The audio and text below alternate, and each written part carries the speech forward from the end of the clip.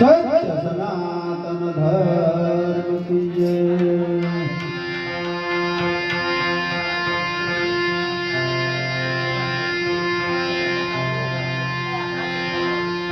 दयाला आत्मा ने भगवान सुख ने शांति आपे एवी आपणी बहुनी बधानी प्रार्थना।